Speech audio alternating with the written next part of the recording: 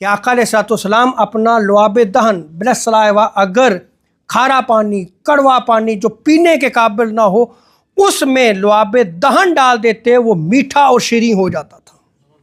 جیسا کہ حضرت سعد بن سعد وہ بیان کرتے ہیں کہ بداع ایک کنواں تھا، تو آقا علیہ الصلوۃ والسلام نے ایک ڈول میں جو ہے وضو کیا اور اس میں اپنا لعاب دہن ڈال دیا۔ آقا علیہ الصلوۃ والسلام کا وہ جو جوٹھا تھا جو لعاب دہن اس ڈول میں ڈالا گیا اس کنویں میں ڈالا گیا۔ چنانچہ اس زمانے میں کوئی مریض ہوتا تو وہ اس کنویں پہ جاتا، پانی پیتا، شفا یاب ہو جاتا۔ اللہ اکبر۔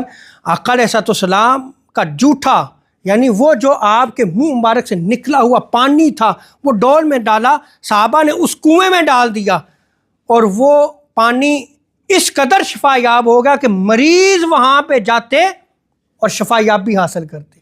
یعنی آقا علیہ الصلوۃ والسلام کے زمانہ اقدس میں صحابہ کرام کا یہ عقیدہ تھا اور وہ اس پانی سے شفا یابی حاصل کیا کرتے تھے۔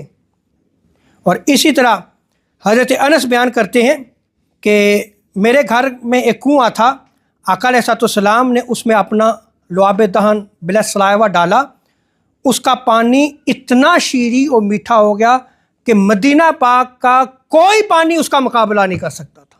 اور ایک اور روایت میں آتا ہے کہ قباء کے قریب بئر غرس پانی بہت نیچے رہتا تھا، اوپر نہیں آتا تھا، لوگ پانی نکالنے کے لیے کوشش کرتے تگودو کرتے لیکن پانی نہیں نکلتا تھا۔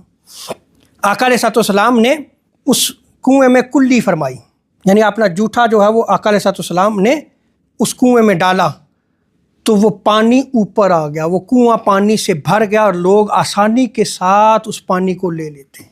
یہ آقا علیہ الصلوۃ والسلام کے لعاب دہن کی برکت تھی۔